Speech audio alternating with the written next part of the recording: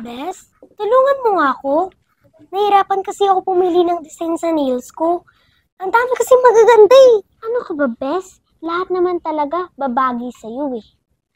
Ay, napakahusay talaga ng pinsan ko, no? Na nirefer tayo dito sa salon na to. Sino kaya ang may-ari nito? Gusto kong makilala.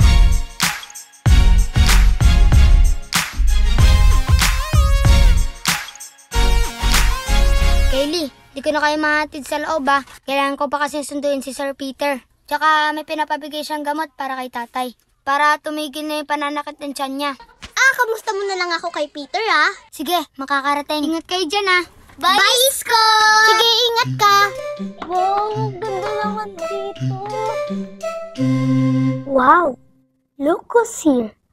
Ganito na ba talaga kalit ang mundo natin? Bes? Bes, huwag ka nga magpa-affected.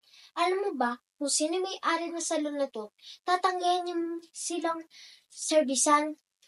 Hello? Sa tingin mo may pambayad yung mga yan? At saka, naku po, pahihirapan niyo ang mga staff dito sa salon. Saka, tingnan nyo nga yung kuko nyo. Kulang na lang. Taniman ng kamote. Sureless na tutubo at magiging puno. Kayo talaga sumusobra na kayo ah. Ate, wag niyo na po ipagpatuloy yung paglilinis ng mga kuko ng mga yan. Patay naman ang mga kuko niyan eh. Oh, tignan mo, ang itim-itim pa kasing itim ng hari ng kadiliman.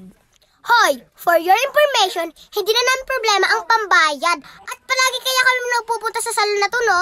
Ngayon lang kayo napunta dito, ang yabang-yabang nyo na.